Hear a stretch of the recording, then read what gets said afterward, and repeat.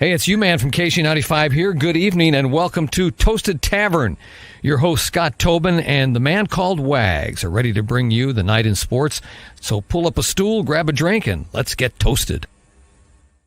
And good evening and welcome into the Toasted Tavern. I am Wags, joined alongside by Scott Tobin.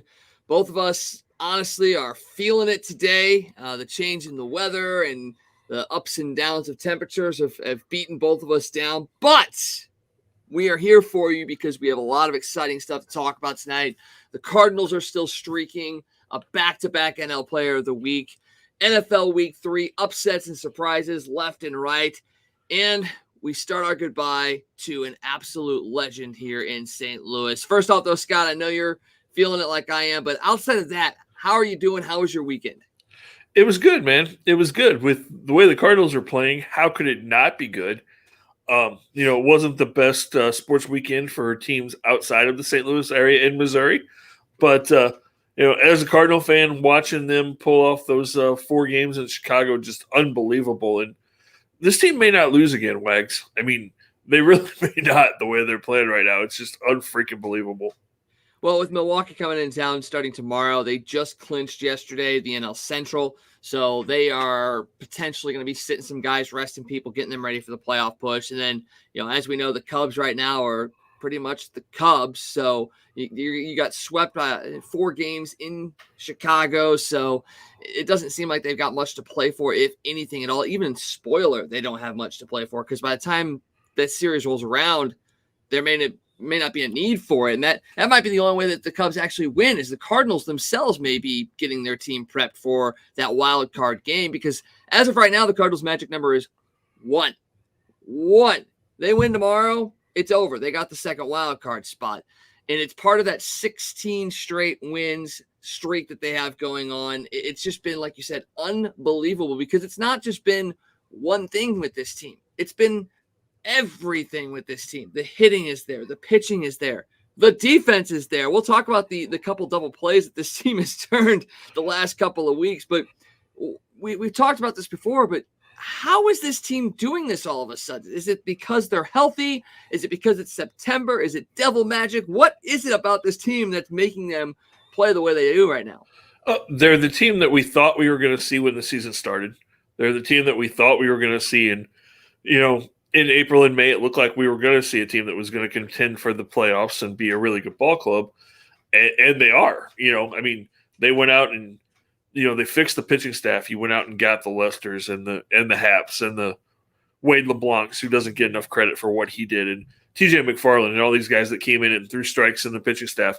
And then, all of a sudden, because when they were playing really bad, in June and July, think about those games. Most of those games, by the time the Cardinals came up to bat, it seemed like they were down 4 or 5 runs every night. And it's just hard to win when you're playing like that. And so now, the pitchers are throwing strikes. The defense isn't on their heels because, every inning you're seeing 30 pitches thrown. So that gets everybody going and gets you more into the game. And, pitchers are keeping you in the games, and the offense is just clicking. And, whether we want to talk about the hitting instructor's philosophy finally paying off, or as some people said, they've just stopped listening to him and that's why they're hitting, who knows? But, they are, and it's everybody, like you said. You look at what they did in Chicago. Jose Rondon came off the bench and hit a home run. Look at what Lars Nootbaar has done. A couple of big home runs over the weekend, a big bunt yesterday. And then, a lot of people, when Sosa got hurt, people were like, oh, there goes the streak. Here comes Paul DeJong. It's going to be over. And look what Paulie did. Paul comes in, he hit 2 home runs and had 5 RBIs over the weekend. And, everybody's contributing. Matt Carpenter's even had some hits and drawn some walks, gotten on base. It's just everybody at everything. And they're doing everything right. Like you said, they're bunting. They're getting sacrificed flies down. They're doing all the little fundamental things, moving runners over. They're just doing the things that they couldn't do, the first half of the season. And it's just, they can't do anything wrong right now. Jeff Albert, the long con. The 2-year con he put out there. It took 2 years, but finally we see it. 2 years in September, they finally get to start hitting it. That's how long it took to lull opposing pitchers into a false sense of security with the St. Louis Cardinals. Now, I don't know what it is with this team as far as the offense is concerned. I think more than likely, yes, it's probably guys just saying, screw it, we're going to just do what we want to do and go out there and approach at bats the way we want to approach them. Because I don't see it being a change in philosophy that's instantaneous like it is. So I see that's being the case. And you have to go back to those 2 games against the Reds with Nolan Arenado hitting those 2 big-time 2-run home runs, especially that one on Saturday. That was obviously when the streak started. But that's also when it seemed like Nolan kind of took the reins of this team. Not saying he didn't have influence throughout the rest of the year, but that was the moment where he goes, okay, I've seen everything I need to see. I'm taking the leadership role on this team, and I'm going to drag this team to the playoffs. Now, he's not dragging them per se because the offense as a whole is doing really well. But I think that moment I think that was his I'm a Cardinal moment. And now he is the guy that they're looking to, and they're seeing he's doing it, I'm doing it, we're doing it, and here we go. Yeah, I mean, that's a big part of it. Goldie and Arenado got hot. A big thing you got to look at is switching the lineup up. Putting Tommy Edman back in the leadoff spot. He's done a really good job. He struggled a little bit in Chicago over the weekend, but they were still able to create runs. And then the biggest thing, I think, is putting Tyler O'Neill in between Goldie and Arenado, because all of a sudden now you have to pitch to all 3 of those guys because Tyler O'Neill is getting pitches to hit. It just works out. And, you talk about Nolan, and he's had a great year, but, it's not like he's carrying the team during this streak. They're, like you said, they're all contributing. Harrison Bader, player of the week this week. Tyler O'Neill, player of the week last week. Tommy Edman, player of the week 2 weeks before that. So 3 out of the last 4 National League player of the weeks have been Cardinals. And, when you look at nobody's talking about it, it doesn't seem like nationally, but Paul Goldschmidt has to be in the MVP conversation. He's leading first baseman in pretty much every statistic, offensively and defensively. And Nolan's going to be in the conversation as well. His average not nearly, Arenado's only hitting 260, where Goldschmidt's pushing 300 now. But, I mean, those 2 guys have to be in the conversation, and you have to wonder if Tyler O'Neill is not going to at least get a vote or 2, or at least some consideration with what he's done. It's just impressive. And we talked about this a week or so ago. When you have Yachty hitting and Dylan Carlson's doing some things, and when you have Harrison Bader hitting in the 8th spot, and I know there's a lot of Cardinal fans that don't want to give Harrison Bader credit. And, I not got into it, but I went back and forth with a former co-host of ours the other day, because they said, I'm still not convinced Bader's that great. Look at what Harrison Bader's done this year. You got to remember that he missed the first 6 weeks. He still hasn't played 100 games this year. He's hitting in the 8th spot, and he's got 15 homers and 50 RBIs. You add those other 60 games, basically, that it's going to come down to, and he would have been on pace to hit 22, 23 home runs and have 70 or 75 RBIs, hitting 8th. I mean, there's a whole lot of teams in baseball that would love to have that. Yeah, very much so. And you talk about him being player of the week. In the last week, he's hit 517, 3 home runs, 2 steals. He had a 1.548 OPS. Now, all 3 of those home runs came in those 4 games against Chicago, but they were also clutch home runs as well, especially yesterday's home run in the 8th inning that cleared Wrigley Field. And that's not the only home run that left Wrigley Field from a Cardinal bat this past weekend. They've been launching home runs as well. And like you said, you talk about Tyler O'Neill maybe getting a couple of votes, Goldschmidt, Arenado. Are we fearful, though, that it's kind of like the MV3 days where maybe these guys split some votes and because of that, none of them get a real shot at the MVP? Or is it where Goldschmidt is head and shoulders above these guys and will get majority of the votes? And really, who are they competing against? Here's the dumbest thing that I heard. I keep hearing Juan Soto is going to be one of the top finalists for the. How many times have you heard Juan Soto's name even mentioned this year? The Nationals are awful, but, people love him. If I had to guess, I'm going to say Bryce Harper's probably going to win the MVP in the National League, which, and he's done it quietly this year too, but it's been his on-base percentage and his batting average. If Philly gets in, Harper will probably win. I think Goldie and Arenado will probably both be in the top 10. I wouldn't be shocked if they're not. Fernando Tatis Jr. is going to be in there, but with the Padres nosedive, that's going to really hurt his chances of winning. Something really funny that I saw today, and all the national media is talking about the Cardinals now. Everybody's saying, the Cardinals are the team you don't want to meet. I was watching Pardon the Eruption on ESPN. pardon the interruption, today on ESPN, and Michael Wilbon. Anybody that knows Michael Wilbon, he's a diehard Cubs fan. But at the very end of the show today, he had to talk about the Cardinals. And he gave them credit and said, 16 wins. He basically said, I hate the Cardinals, but I have to respect the way that they're run and the way this team always wins. And he said, I have a warning for the Giants and the Dodgers. Look out, because the boogeyman is real and he's coming. That's the crazy thing is everybody nationally knows what this team can do, what this franchise has done, and yet, they don't want to look at it and admit that it's possibly the case, because there are so many people that just absolutely hate the Cardinals franchise because they win so much and they do it what we feel is the right way. Now, yeah, maybe there are some things that are stretched a little bit, but every team does that. So every team has that. It's just amazing when you look and talk to national pundits. I mean, you're looking at the top 10 power rankings for Major League Baseball today that came out.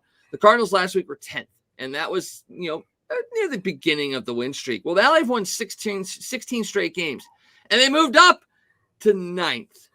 Like, I get that they're not a team that's won a lot of games this year, but if you're talking about power rankings of teams that are, where they're at this point in the season, if the Cardinals aren't one of the top 5 teams in the league, that to me is crazy with what they've done the last couple of weeks. Well, and to say they haven't won games, if you look at their record now, they're only a game or two behind the White Sox. They have basically the same record as the Yankees, the Red Sox, the Blue Jays.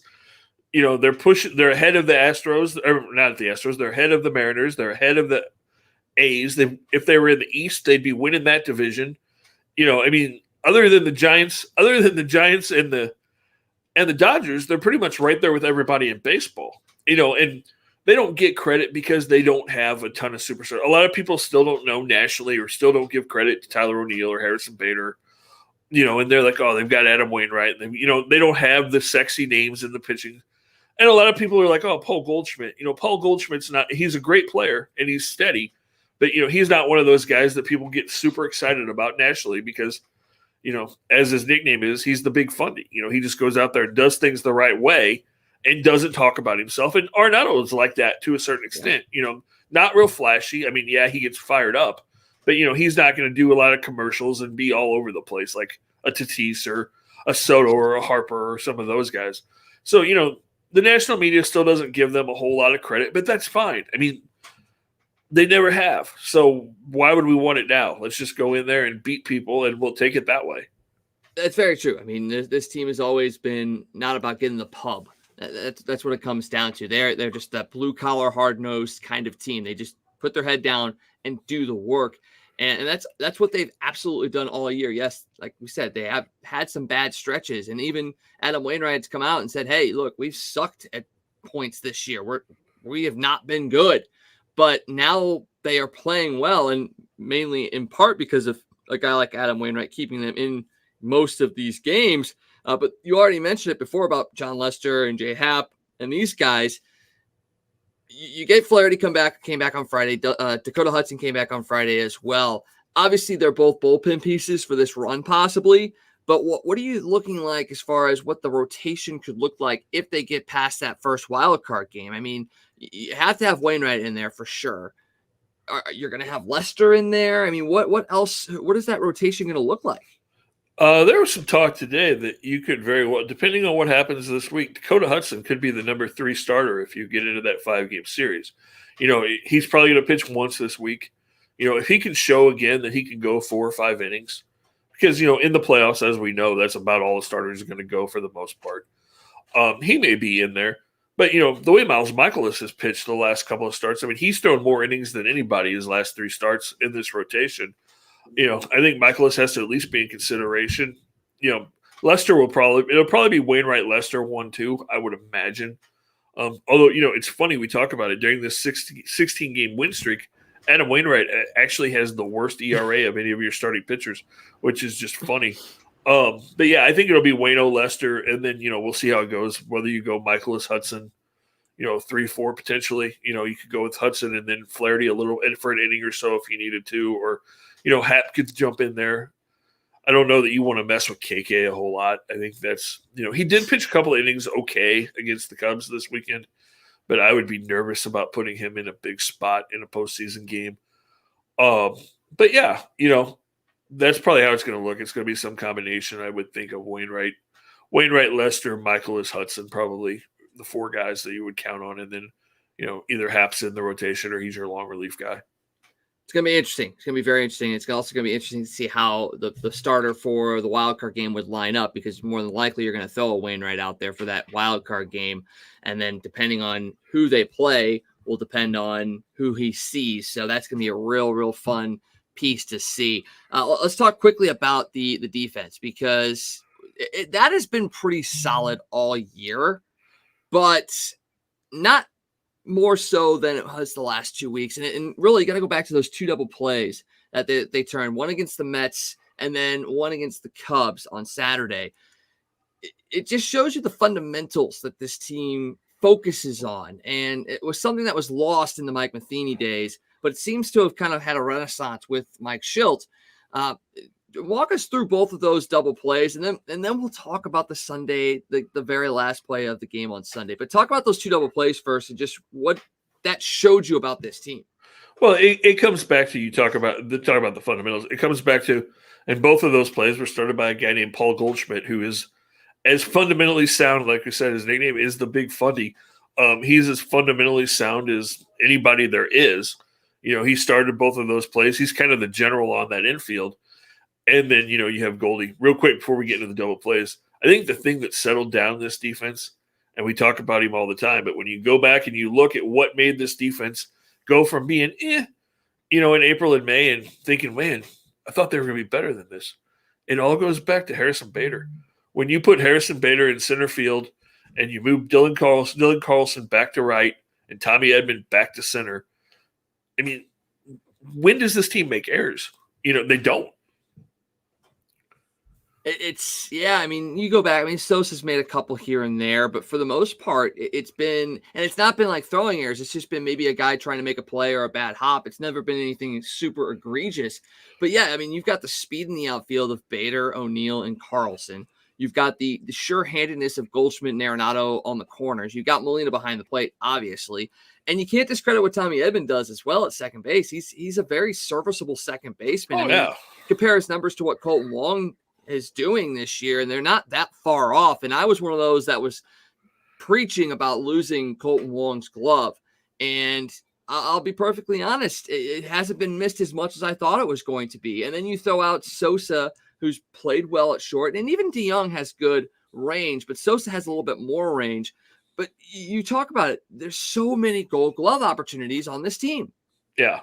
And they're smart guys, they're talented guys, and that's what turned everything around. Is all of a sudden you had this defense that could catch everything in the outfield. The infield played good, and then you went and got pitchers that threw strikes and took advantage of it, and that's really what turned this thing around. But you talk about those double plays, like we said, Goldie started that one against the Mets that was a huge one, and then the one on Saturday. That was what you're never going to see a play like that again. I think no. Tim Kirchin was on today.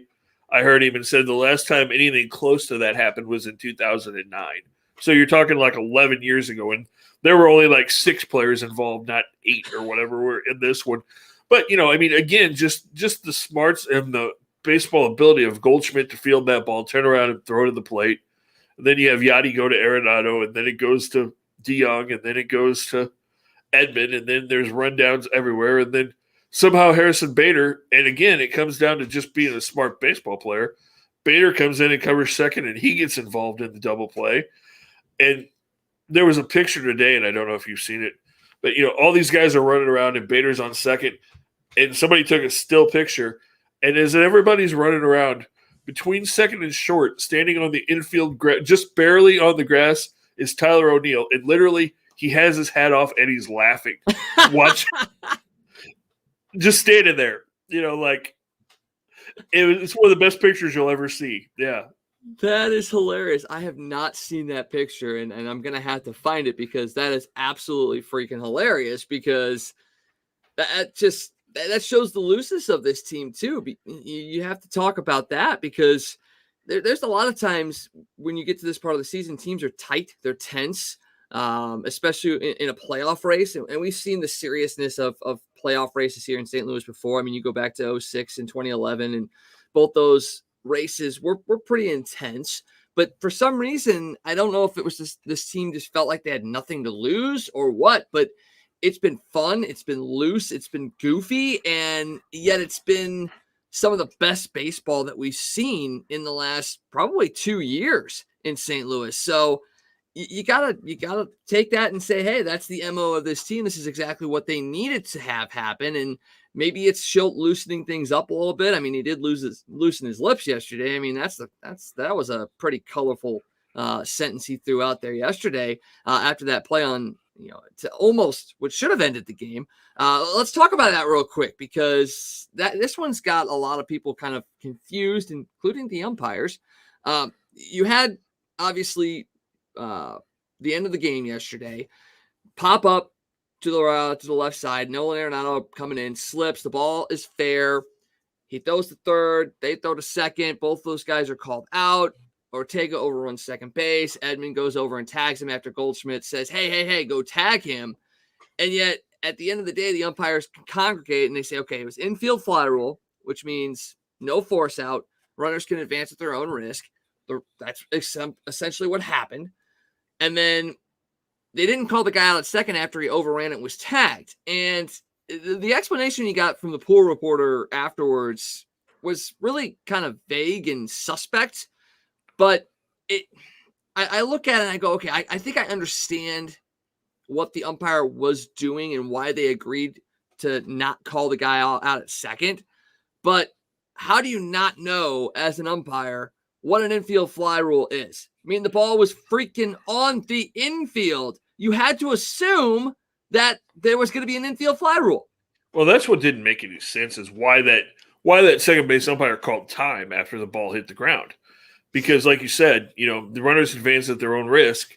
So, and again, we'll go back to Goldschmidt knowing exactly what was going on and yelling at Tommy Edman, after Edman tagged the base. Goldie's like, that's not a force play. You have to tag him. And so they tag him, and the umpire says, oh, no, I called time. And it's like, wait a minute. How does that happen on a live ball that's laying on the field? Why would you call time? And then what was even more confounding than that was they went, yeah, infield fly rule. Runners advance at their own risk.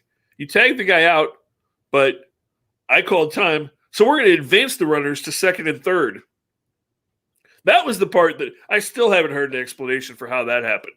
I don't think you will, though. I mean, that's the thing. I mean, there will be no explanation for that. I mean, I think what it was is the runners did advance at their own risk, and he didn't call time. If you watch the video, now I've only watched it once, but if you watch the video, after Ortega comes off of second base and before Edman tags him, you can see the umpire signal for time. And I think at that moment, he realized that the other umpire had put up the hand for infield fly rule.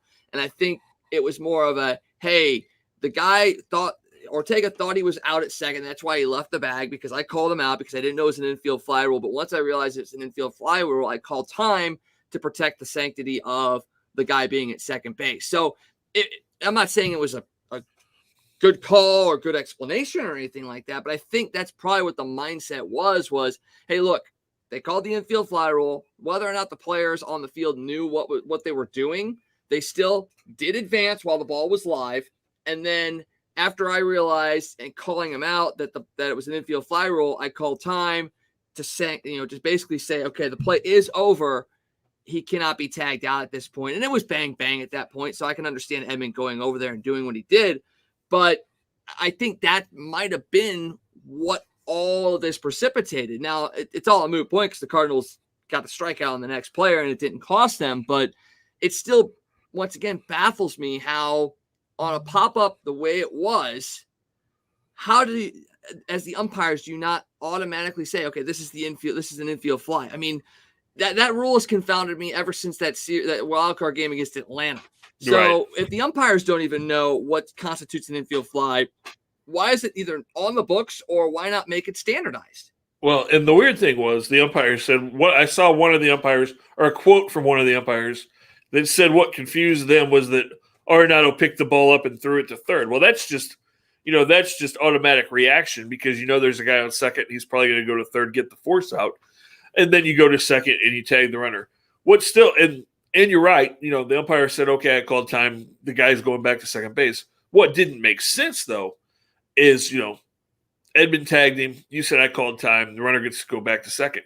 But then after Schilt yells and yells and yells, and Army Mole yells and yells and yells and yells, before they resumed the game, those runners that were on first and second, the umpires decided to advance them to second and third, which, it was a dead ball. There was no reason, they weren't going anywhere. So why do you move those runners up another base? That was the part that I'm like, what is, and Al Rabosky too said after the game, is like, I have no idea what they were doing there. And that's not, that doesn't make any sense. And when a guy that's been around the game for as long as he has is like, what? Cardinals are very, very lucky that the umpires didn't cost them that losing streak. And that's what I thought was going to happen. I'm like, oh man, Gallegos is going to throw one right down the middle here and we're going to lose because of this. I mean, I really did. I was worried. So does that make you feel better about this potential run that the Cardinals have set up, that not even the umpires can get them to lose a game? It does, because earlier in the season, if that would have happened earlier in the season, if that would have happened in May or June, he would have thrown the ball right down the middle and they would have hit a 3-run homer and it would have been over. But, this team just has it in their heads that they're not going to lose, and that's like Dan McLaughlin said yesterday. I mean, they showed the dugout and they were losing, they were losing the game 2-1, and everybody in that dugout was smiling and laughing. And you could just tell they're like, okay, how are we going to figure out a way to pull this one out? And they had nothing going on, down 2-1, they were going quietly. They really weren't doing much of anything. And then with 2 strikes at the top of the 8th, Harrison Bader just absolutely launched one out of the ballpark. And then the 9th inning, even the Cardinals half of that 9th inning was crazy because, they scored 2 runs at the top of the 9th without hitting the ball out of the infield. Wild pitch. Yeah. And it was almost 10 years to the day that Adron Chambers scored on a wild pitch against the Cubs that kept the Cardinals in the wild card hunt in 2011. I remember that game very vividly, and I remember just going absolutely crazy when that happened. And, we got a chance to speak to Adron a couple of years ago, last year. Yeah. So a great interview there, and a guy with great memories of his time with the Cardinals. So, I definitely remember that as well. So we got the Brewers in town starting tomorrow. It's a chance to lock up that wild card spot that they have right now, but it's also the start of the last week of the regular season and the last week of a storied career for an absolute Cardinal legend. Now, as I said in our post earlier today, we know that the likelihood of him calling potential postseason games is out there, so it's not the end-all, be-all possibly, but this is the last regular season week that Mike Shannon is going to be calling games for Camo X and the Cardinals. And we just wanted to take a few moments and kind of reflect on, the legacy of Mike Shannon, what he's meant to us, and just a little bit about his time with the Cardinals. So, I mean, first off, Scott, what has Mike Shannon meant to you in your time as a Cardinal fan? I mean, him and Jack, like we talked about, like you put in the post so eloquently, him and Jack, for so many generations of Cardinal fans, they were the voice of Cardinal baseball. They're the reason why so many people love the Cardinals, because Mike and Jack were as much the team as the players were. I mean, they really were. They were so good together and brought so many memories. And like you said, I mean, Mike, 50 years in the broadcast booth plus his 10 years as a player. I mean, 60 years of his 82-year life have been spent in this organization, which is just absolutely amazing. And, I've told this story a couple of times, but for me personally, one of my best memories of my life is as a 10-year-old kid being at Whitey Herzog's golf tournament with Whitey, and Whitey walking me up to Mike and introducing me and saying, "Okay, Mike, this is my friend Scott. Take care of him today." And Mike handed me his golf club and saying, "Okay, young man, come with me." And walking with Mike Shannon to his golf cart and him going, "Okay, I'm going to introduce you to some people." And then spending the rest of my day riding around in a golf cart with Mike Shannon, Red Shandies, Norm Stewart, and Jay Randolph, just listening to stories, talking baseball as a 10-year-old kid, and them talking and spending the day with me. So Mike's got a special place in my heart, always will. And a lot of Cardinals do, and there's never going to be another one. There's never going to be a guy with the stories and I mean, that laugh and the big boy and the get up, Mike's the end of an era in a lot of ways. I mean, he grew up listening to Harry Carey. And, in a lot of ways, Mike is Harry Carey in a lot of ways, from the love of Budweiser to the stories to just the love of baseball and his undying devotion to his team. There's not a lot of broadcasters like that anymore. There's not a lot of broadcasters that are going to spend their whole career with one team, one organization, because people move on and they go national and they do other things. And so, he's part of a dying breed, as much as I hate to say that. But, him and Jack are definitely the reasons that I do this. I know you as well, a huge reason. And he's going to be missed. And people forget Mike did football too. Mike used to do football Cardinal games. Him and Jack both did that off and on when the Cardinals were in St. Louis. And he's done some Mizzou stuff. And, he is a St. Louis legend. He's a St. Louis icon. And he'll still be around. But Cardinal baseball is not going to be the same without Mike Shannon. So, the Cardinals are going to honor him at the ballpark on Sunday. I hope everybody gets out there and pays tribute to the man, because the Moon Man is definitely going to be missed, and he is one of a kind. Yeah, I think you'll have a sellout for sure on Sunday. And like you said, he was one of the reasons why I want to become a broadcaster, why I wanted to get into the sporting world. Him and Jack Buck obviously were huge influences on me growing up. And you're right, he's probably one of the last storytellers that is in broadcasting sports in general. I mean, you've got a few left, but for the most part, your storytellers are gone. I mean, Vince Scully was another one. I mean, Buck was one as well. It's a lost art. And even this year, when you could tell things weren't totally there, the stories still were. And to not have that anymore is going to be rough. It's going to be hard. It's going to be a big time transition. But like you said, it's not like he's gone. He's just not going to be on the broadcast as much. And a couple of comments from fans: Chan Brewster, Mike Shannon, job well done in your baseball career. God bless you, Mr. Cardinal. Becky Ballard, congratulations, Mike. Dan Short, as far as our Jack Buck Shannon picture, yes, they were an amazing team of broadcasters. And that's the thing. It's when you've got someone that you can play off of, like a Jack Buck, that's going to make you so much better as well. And Shannon had, just like, and the comparison to Bobby Plager, in a sense, too. Both guys that spent their entire career with one organization. Now, obviously, Shannon spent more time in the booth than Plager did. But having that ability to transition from player to front office to broadcaster, it's something you don't see a whole lot of. And St. Louis was lucky enough to have it in two sports with two very special guys. Yeah, absolutely. Yeah, there are huge comparisons between the two. And we talk about Mike being one of a kind. Our friends at St. Louis Sports Co. have a picture of Shannon that I would love to have. And if it doesn't describe Mike perfectly, I don't know what is, but it's a black and white picture from the 60s while he's still playing. And he's sitting in the locker room. He's got his jersey pants on, his shirt's off. He's got a Budweiser in front of him, and he's holding a crossbow.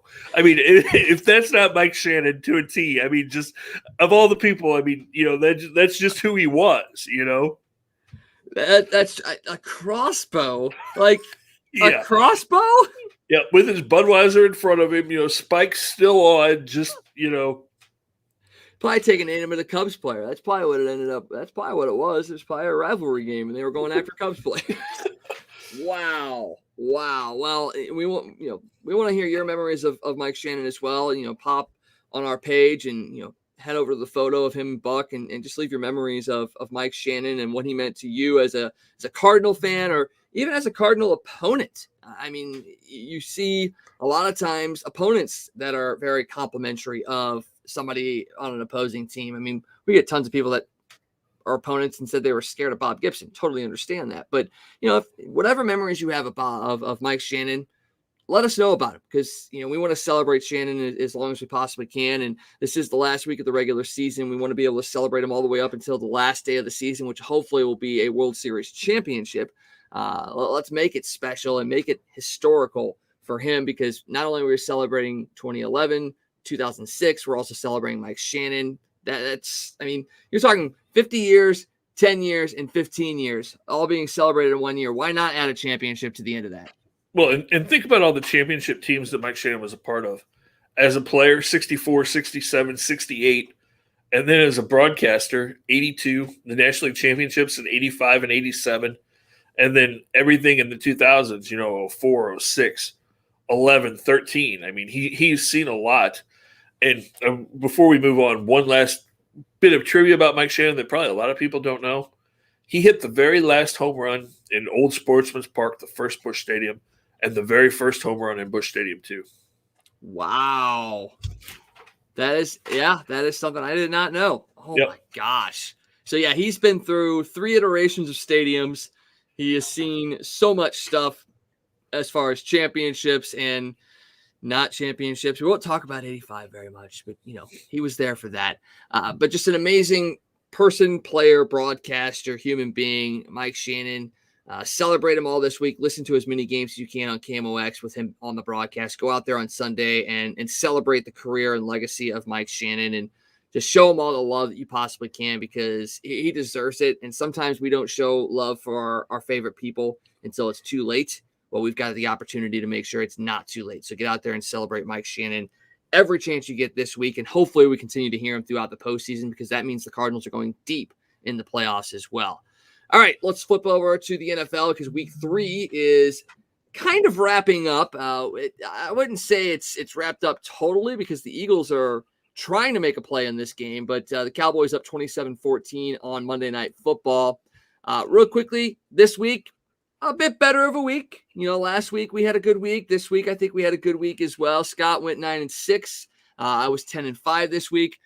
We basically picked every single game equally. Carolina, Buffalo, Cleveland, Baltimore, Tennessee. We all took those games and got the wins. We did not get KC, New England, or the Giants. We'll talk about that in a second. We hit on Cincinnati, Arizona, Denver, and Vegas. Lost out on Tampa and Seattle. Minnesota won that game. Then we had the Sunday night game last night between San Francisco and Green Bay. And thank the Lord, 37 seconds was left on the clock because Aaron Rodgers saved my ass. Stupid Mason Crosby. And you know what's crazy? He wasn't even the best kicker of the day. We'll talk about that. We'll talk about that in a second. But first off, let's talk a little bit about the Chicago Bears. Obviously, they're one of the closer teams to us here in St. Louis. And so many fans were wanting Justin Fields to start all year. Andy Dalton started week 1, started week 2, got hurt in week 2. Fields came in and had an okay showing in that game, led his team to a victory. But in his first start in the NFL, needless to say, Justin Tucker kicked a field goal longer than the Bears did anything offensively. Justin Tucker, a 66-yard NFL record field goal. The Chicago Bears offense, I believe, had, 54 yards, 55 yards? I think it ended up being 45 total. 45 yards of total offense. That's not good. That's not good at all. And you have to look at it and you have to say, whose fault is it? I mean, I don't think it necessarily is Justin Fields' fault. It's more so the play calling and the preparation that the Bears did for this game. But I don't know. What do you think about what happened in Chicago? Yeah, I mean, he's just not ready. We've said that. I didn't think he was ready going into this thing. And, they ran up. The Bears' offensive line is not good, and they ran into a Cleveland defense. I told you when we did our pick show that Myles Garrett and Jadeveon Clowney were going to have big games. Did I think Myles Garrett was going to have 4.5 sacks yesterday? No. Between the two of them, they had 6.5 sacks and 15 quarterback pressures. It wasn't a good day for Justin Fields, even when I think he was 6 of 18 for 52 yards passing before you take all the negative yards from all the sacks. When he wasn't being sacked, he was getting hit by one of those two guys. Yeah, Cleveland just came out and absolutely destroyed them. The Bears don't have an offensive line. They don't have a running game. They don't really have wide receivers. That team's just a disaster. It was ugly. Cleveland out-gained them by over 400 yards yesterday. That's terrible. That's absolutely terrible. And you have to look at it now and go, okay, where is the disconnect? Because I really do think Matt Nagy was really pushing to make sure Andy Dalton played as many games as possible to really keep Fields on the bench until that offensive line kind of started to gel and the offense started to produce a little bit, but the injury kind of forced his hand. And I don't think you're going to see that this week. I think you're going to see it. You talked about it before we came on. You think it's going to be Nick Foles coming in. I think if Andy Dalton's healthy, it'll be Andy Dalton. But there's no way in hell Justin Fields sees the field because you don't want this guy to get shell-shocked. We saw what happened to Sam Bradford here in St. Louis, and that also dealt with injuries as well, and you don't want Justin Fields getting injured. So you look at that, you look at Mitchell Trubisky and his time in Chicago and the struggles he had there. Do you look at it and do you sit there and say Matt Nagy should be fired? Should be fired now? Or do you let this play out for the full season and see if maybe they can turn it around? I'll tell you, the Bears fans think he should have been fired before they got on the plane to fly back to Chicago last night. You have to start looking at it and wondering. I mean, this is the second quarterback now that you've drafted high that you're not seeing a whole lot of. Again, I had questions about Justin Fields coming out of college. I wasn't sure that he had I'm just not sure that he's a pro quarterback. But again, you go back to, you've got to give him a chance. You've got to have receivers and an offensive line and everything for him to work with. So if it was me, like you said, there's no way I let him play. Probably the rest of you're going to get him out there a little bit, but I'm going to try not to let him start hardly at all the rest of the season because you're not going anywhere. This team's not going to win. Justin Fields being out there is not going to make a difference. I know there's Bears fans saying, "Oh, spread the field, get him out there, let him run, let him throw more." Yeah, let's get him killed. Because again, if you don't have anybody to block and you don't have anybody to throw to, he can run all over the place, but it's not going to do him any good.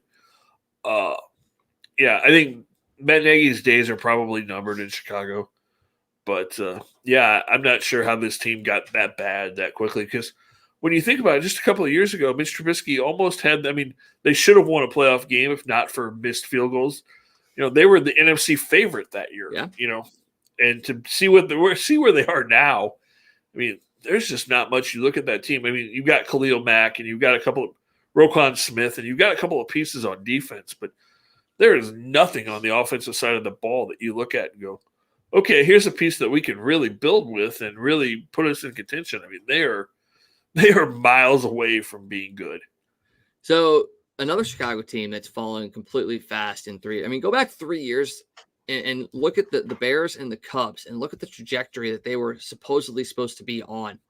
And now to see both of these teams floundering and just grasping at straws to find some sort of balance is just, it's insane.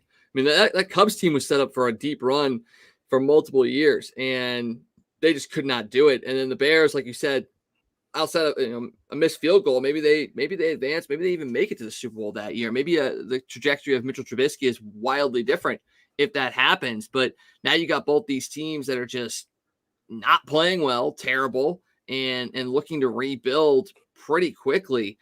It's unbelievable what you're seeing up in Chicago. And as much as we dislike Chicago sports and all that stuff, you do have to feel for those fans up there, after having a little bit of success to now be back in the doldrums of just not playing well, losing games, being frustrated. It just, you hate to see it as much as you don't like those teams as a St. Louisan.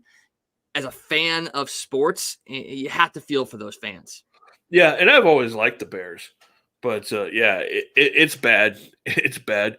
At least the Cubs, you can say you did it to yourselves because, you didn't really, you drafted all those really good players, but then you didn't really draft any pitching. And so you had to go sign guys, and a lot of that didn't work out. The Bears, it's just, I don't even know. It's bad. It's bad draft picks. It's bad free agent signings. It's just bad. Think of all the wide receivers they've drafted over the years that haven't panned out. Think of the quarterback. Although, Bears fans now are like, hey, maybe Mitch Trubisky really wasn't that bad. Maybe we just didn't put anything around him. Gee, you're just now realizing that? Really? Shocker. Yeah. What right. A shock. Oh, well, speaking of rookie quarterbacks, a bunch of them in the league this year, a lot of them getting starting time. And a lot of them were highly touted. Obviously, Justin Fields is highly touted. Trevor Lawrence was a Heisman Trophy winner. And we knew that his situation was going to be a little bit different than some of these other guys. Mac Jones playing okay. Zach Wilson plays for the Jets. So, there's that. But the rookie quarterback's definitely not what they seemed like they were going to be. And I can't say that we should be surprised about that because, like we said, Trevor Lawrence is going into that situation in Jacksonville. It's a situation. Wilson with the Jets, that's the Jets. you didn't expect to see Justin Fields play. Mac Jones, we didn't know if he was going to get a chance with Cam Newton up in New England, but he did beat out Newton and get the starting job. And I feel like he'll probably advance a little bit quicker than some of these other guys.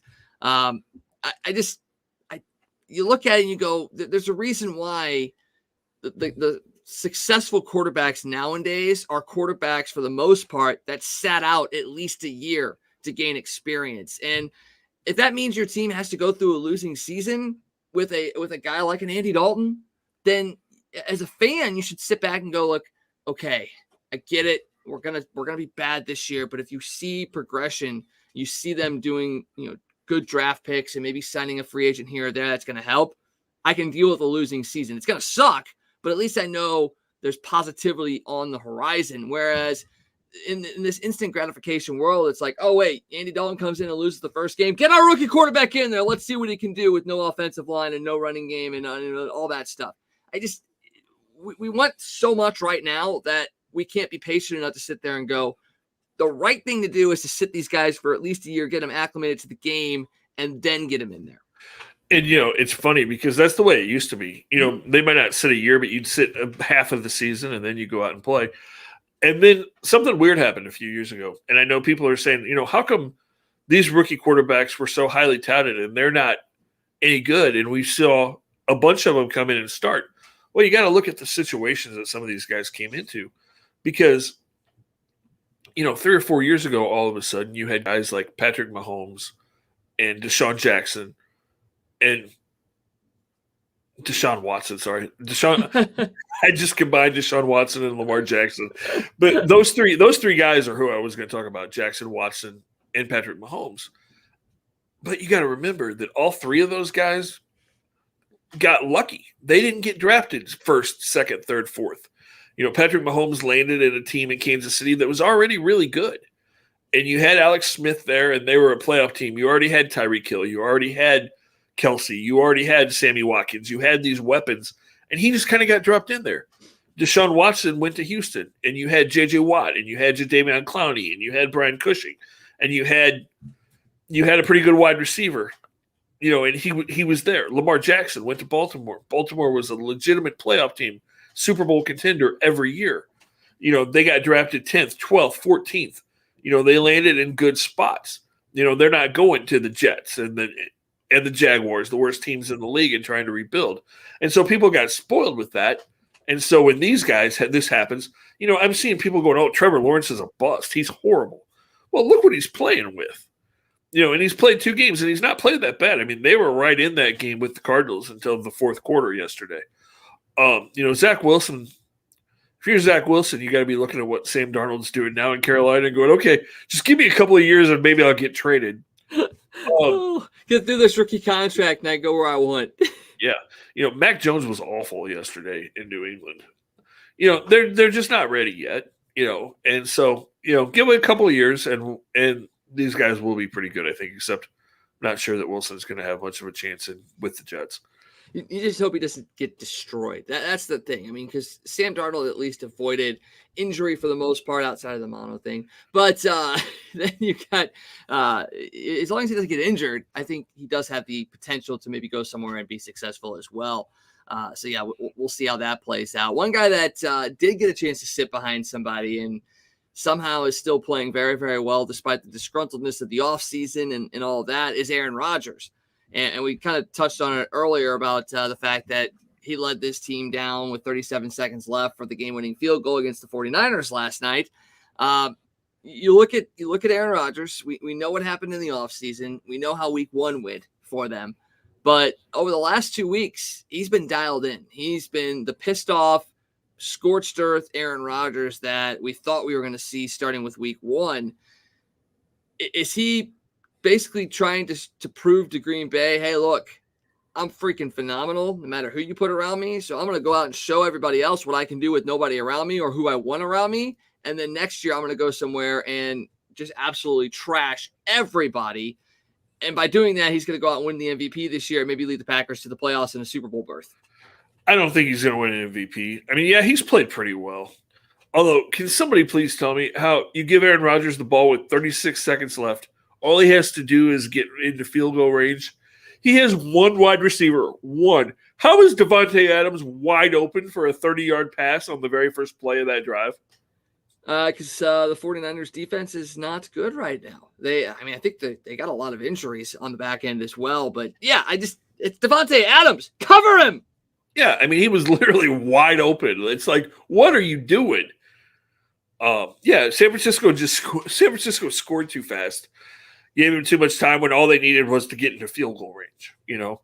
Good quarterbacks are going to do. I mean, we see it all the time. You give a good quarterback a chance to get into a field goal range with 36 seconds and a timeout, and a lot of times it's going to happen. I mean, we see Mahomes do it all the time. We see Tom Brady do it every week, it feels like. Although the Bucs didn't look great yesterday against the Rams either. Although, Tampa did that last year. There were a couple of games where people were like, oh, the Bucs aren't really that good, and then they proved everybody wrong. Although you do have to look at the fact that Gronkowski missed part of that game yesterday, got hurt. They didn't have Antonio Brown for that game yesterday. I still think Tampa's the best team in the NFC, although the Rams are good. Matthew Stafford has played better than I thought he was going to in LA to this point. I mean, he has protection and he has players to throw to, and that's the big thing. He and Cooper Kupp have a instant connection, it seems like. And thank you, Cooper Kupp, for keep giving me a couple touchdowns. I appreciate that yesterday. But you look at that and you look at it. I got the Rams as one of my winners yesterday. And once again, that pains me to say because it's the Rams and it's Stan Kroenke. But Stafford, 4 touchdown passes yesterday. They beat the defending champions. They have made a stamp on they're going to be the team that wants to be the team to beat in the NFC West. And Arizona is 2-1. Seattle's 1-2. San Francisco, not all that good either. So it really looks like it is the Rams division to lose in a sense. And they still got a lot of tough games coming up. They obviously had to play all 8 division games still. And I think they still have to play the Packers as well. And the Ravens, actually, the Packers and the Ravens as well. So it's not going to be easy for the Rams. And I think at the end of the day, the Bucs probably will, like you said, be the top team in there. But just based off of yesterday, they were definitely a winner for me, as were the Chargers. Justin Herbert, I think that's his signature win right now. 4 touchdowns in Kansas City against Kansas City. That's pretty impressive for him to do that after what happened last week in Dallas in a game that they should have won. And he just didn't do enough to get his team there. For him to go out there this week against a divisional rival and basically put them 1 game out and getting ready to face an undefeated Raiders team next week, that was a big game from Justin Herbert. It really was. We've talked about Justin Herbert a lot. I've been high on him since his Oregon days. So yeah, they're for real. The Raiders are for real. The Broncos, you have to look at and say are for real. They beat 3 teams that are combined 0-9. But Teddy Bridgewater's playing a lot better than I thought he was going to. That Denver defense is good. Von Miller's good. They're going to hold teams to low scoring points. If they score points, if he can score 20, 21 points, they're going to win a lot of games. I told somebody yesterday, Kansas City reminds me of the 2000 Rams, the Rams team that won the year after the Super Bowl, that their defense, Mike Martz took over, and it was like, defense doesn't really matter, and we can make all kinds of points, but we're so good we're going to win anyway. That's kind of what the Chiefs remind me of, because if you've watched Patrick Mahomes the last couple of weeks, he's made dumb decisions. He's just thrown the ball up. It's like, I'm Patrick Mahomes. I can throw this ball anywhere, and it's going to be a touchdown. And all of a sudden, it's not working. Defenses are making plays. They're fumbling. They're doing dumb things, turning the ball over, a lot of penalties. They've got to figure it out pretty quick because, like I said, the Raiders, the Chargers, the Broncos, they're 2 games out already in the West. And the Raiders look good. Yeah, the Raiders are going to be tough. So it's going to be really interesting to see how that happens. And we've talked about the AFC. I mean, if you would lose another game or 2 for the Chiefs, it could be hard for you to make the playoffs. Not just win the division. It could be hard to make the playoffs because, you look around and Cincinnati's 2-1. Baltimore, Cincinnati, Baltimore, Cleveland are all 2-1 in that division. We talked about the West already. Buffalo this week looked like their offense is coming into what we thought it was going to be. Tennessee's starting to roll now. I mean, the AFC is going to be really, really tough if Kansas City doesn't turn it on really quickly.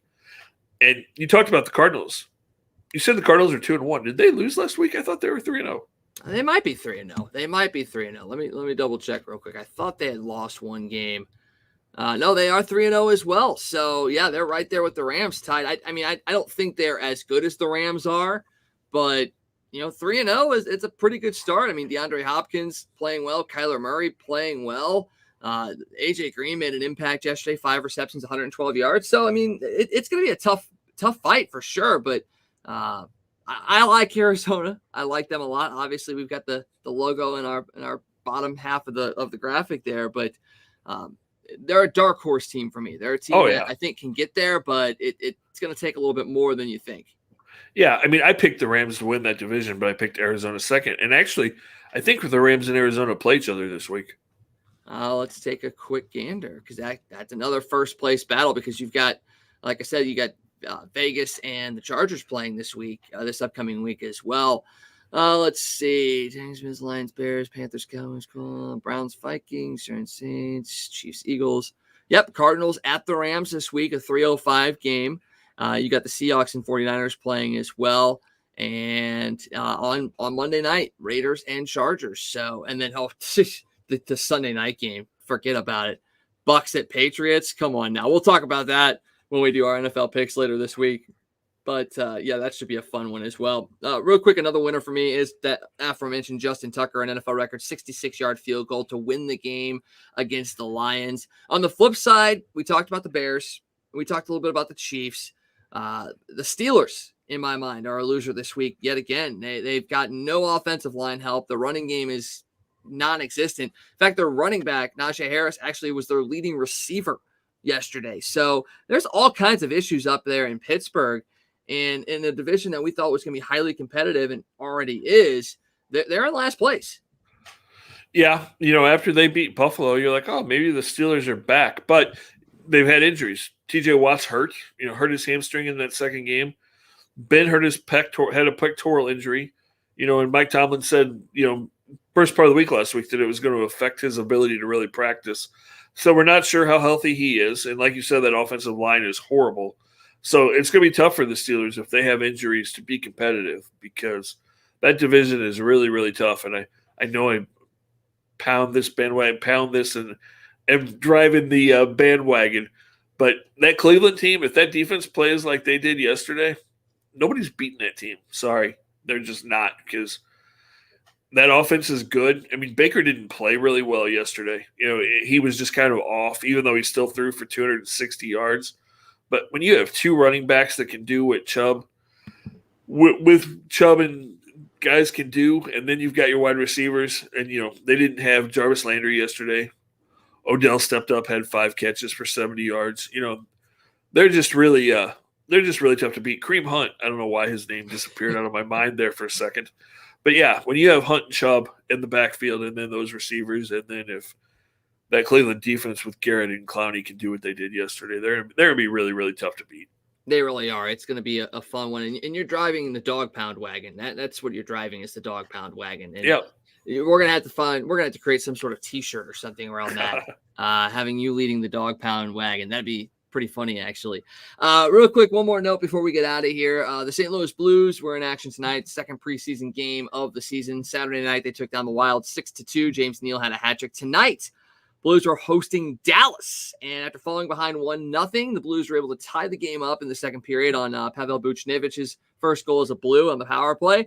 And then the Blues win in overtime. Sam Annis gets the goal in OT, so the Blues move to 2-0 in the preseason. Obviously, you can't look at that totally as great news. I mean, it's the preseason, but you're starting to see a lot of guys get back into shape, get back to playing the game that they want to play. Scotty Perunovic and Jake Neighbors both got really good looks, very strong looks tonight as well. Perunovic got an assist on that Buchnevich goal. So things are looking okay for the Blues, at least to start the preseason.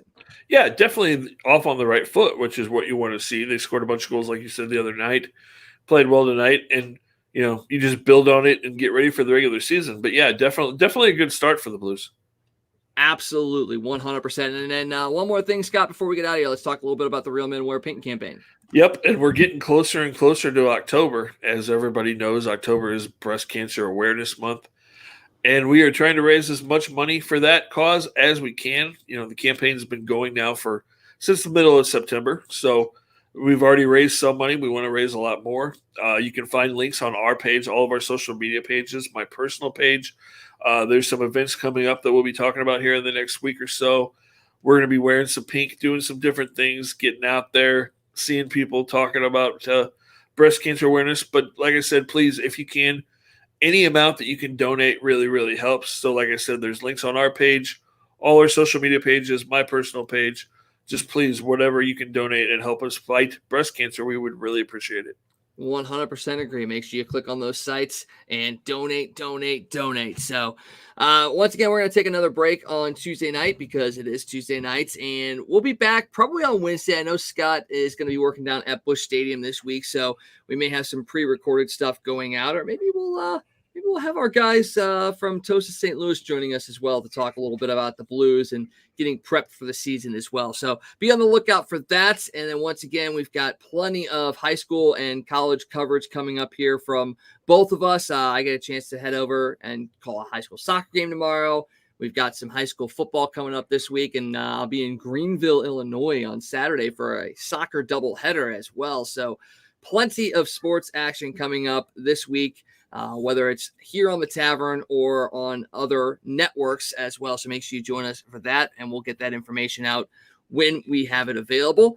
For Scott, I am Wags. Thank you guys once again for joining us. Don't forget to donate to the Real Men Wear Pink campaign. Enjoy your evening. Enjoy your day tomorrow, and hopefully the Cardinals clinch, and we'll be able to talk about that later this week. All righty, guys. Have a great night. See you later. Hey, it's you, man, here from Casey. For all your sports news, catch the Toasted Tavern with Scott Tobin and the man called Wags, weeknights at 9 p.m. You can follow Toasted Tavern on Facebook, Twitter, Instagram, and YouTube. Let's get toasted.